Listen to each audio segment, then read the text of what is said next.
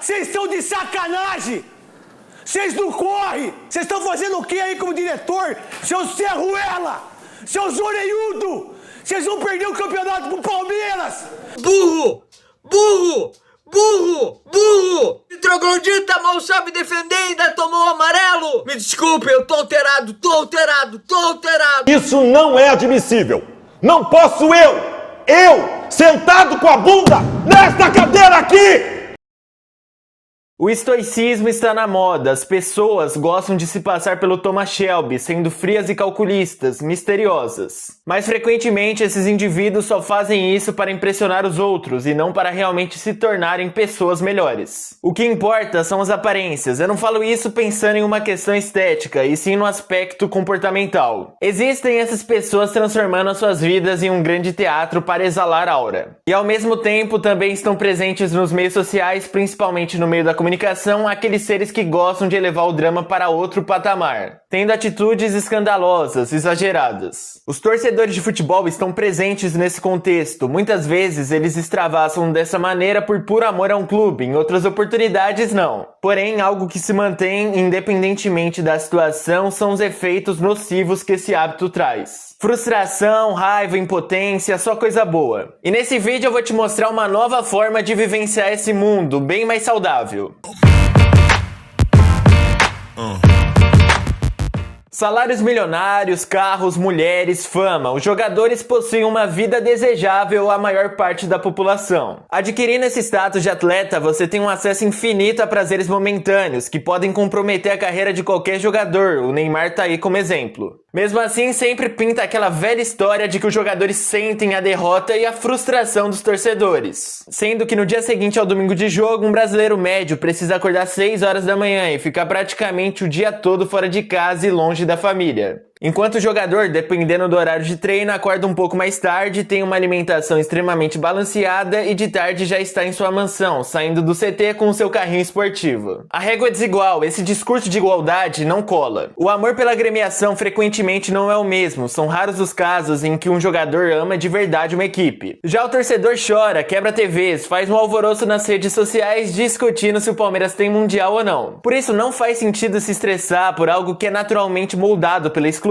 dinheiro, esquemas e políticos que só pensam no próprio umbigo. Sinceramente, você que tá assistindo esse vídeo provavelmente é mais velho do que eu, então já passou por mais situações, tem mais bagagem e história para construir as próprias opiniões. Mas mesmo assim eu o convido para ter uma pequena reflexão. Eu sou o Matheus, um palmeirense desde pequeno que tem as suas primeiras memórias produzidas no futebol em 2013, quando meu time ainda estava na Série B. Por sorte, eu peguei a época boa do Palmeiras e a partir da Copa do Brasil de 2015 eu me transformei num típico arquétipo de torcedor exigente e mimado, que muitas vezes é associado ao palmeirense. Surgiu o Dudu, um cara que eu idolatrava, como se fosse um deus, de forma completamente cega e coerente com a inocência de uma criança. Na época o Palmeiras já tinha uma equipe bem forte, chegou o Borja e assim como aquele comentarista do Sport TV eu me iludi e pensei que podiam entregar as taças. Resultado, quebrei a cara. 2017, decepcionante. 2018, Benedetto. 2019, Flamengo e JJ assombrando a minha vida. Mas eis que chega o Abel e muda esse cenário. O Palmeiras ganha Libertadores contra o Santos e eu tenho um dos melhores dias da minha vida. Meses depois, o meu time ganha Libertadores contra o Flamengo, mas foi diferente. Eu não senti o mesmo que tinha sentido com a primeira conquista. Parecia uma obrigação vencer a Libertadores. Por sorte, eu mudei esse pensamento, mas muitas pessoas continuam com essa visão. Parece uma readaptação do que aconteceu com o São Paulo do Muricy, que não se contentou com 3 brasileirões e demitiu o treinador. Muitos torcedores perderam a essência da coisa, não vale mais a pena torcer se não for pra ganhar, por isso muitos jovens trocam de clube constantemente. Mas assim como na vida, um clube de futebol precisa de quedas para se fortalecer e voltar mais forte, não é papo furado. Faz parte do processo, até o Real Madrid já passou por crises ao longo da sua história. É visível que a vida não é feita apenas de acontecimentos prazerosos, e seria ruim se fosse, porque esses momentos de prazer não teriam o mesmo peso. É o mesmo que comer uma pizza todo dia ou comer uma pizza por mês, não tem o mesmo impacto. Esse livro do Sêneca, um filósofo estoico romano, fala sobre a brevidade da vida e como devemos aproveitar o nosso tempo. Você não pode gastar toda a sua energia com algo que não está sob seu controle e que não traga algo compatível ao peso da sua entrega. O futebol é a ocupação do seu ócio, é algo que foge da sua rotina. Por isso, nesse momento, sem fazer nada, você tem que inserir uma rotina, um hábito sustentável. E não um passatempo maléfico que só vai te estressar. O futebol por si só não é ruim, na verdade ele tem ótimos valores, sendo perfeito para desenvolver a ética contida na sociedade e a convivência social. O problema mesmo é quando isso se transforma numa obsessão. Outra coisa importante, o Sêneca fala que a vida por si só não é curta. Se tivermos distrações e hábitos ruins, obviamente esse tempo não vai ser produtivo.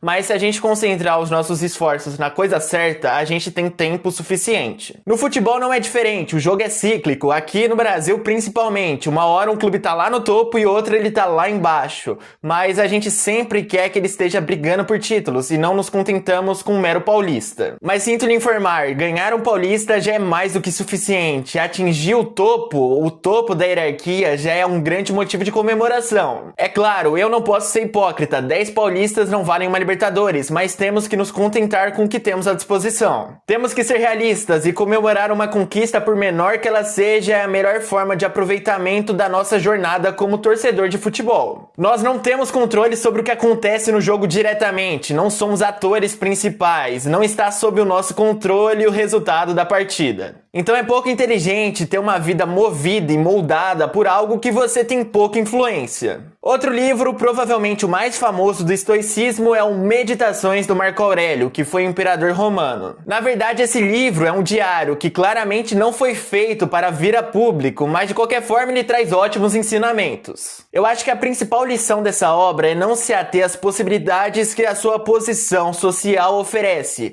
O Marco Aurélio mesmo era um imperador romano, ele era deus do mundo, ele podia matar centenas de pessoas que fossem contra suas regras, mas ele não fez isso. Pelo contrário, o imperador se transformou num cara realmente sábio e alheio aos prazeres. No futebol podemos usar essa referência para se tocarmos que não importa a relevância e a força de um clube, isso não dá direito de nós, torcedores, humilharmos os torcedores já humilhados. Não é porque você é flamenguista que você vai xingar os torcedores do Volta Redonda e até os seus antepassados. A força do seu clube não legitimiza esses comportamentos ofensivos. O que mais me chamou a atenção nesses escritos do Marco Aurélio é a sinceridade com que ele aborda os temas da vida. É óbvio, é um diário, então ele vai dizer isso pra ele mesmo, de uma forma completamente aberta. Mas ele aborda de forma assombrosa, assustadora, que não importa as nossas conquistas em vida, nossos títulos, tudo isso não adianta, porque todo mundo vai pra cova um dia. A morte é certa, não adianta querer impressionar os outros com suas vitórias pessoais e profissionais, isso não vai te levar à eternidade. Não importa se você é o Alexandre o Grande, o máximo que você pode se tornar depois de milhares de anos é uma citação num livro gigantesco sobre toda a história da humanidade. E como essa loucura se encaixa no futebol? Bom, tudo é passageiro, as vitórias são passageiras, as derrotas são passageiras, as humilhações são passageiras. Não importa se o seu clube tomou um 4-0 do Novo Horizontino, porque daqui 50 anos ninguém vai lembrar disso. No máximo um veterano de guerra, um historiador ou um moleque que produza conteúdos para a internet voltados a acontecimentos passados. O sofrimento acaba, ele pode machucar, mas não é infinito. Uma hora o Vasco vai ser campeão de alguma coisa, pode demorar décadas, mas ele vai ganhar algum título. Por isso não vale a pena ficar remoendo o passado, muito menos o presente, porque ele contém o nosso bem mais importante, o tempo disponível,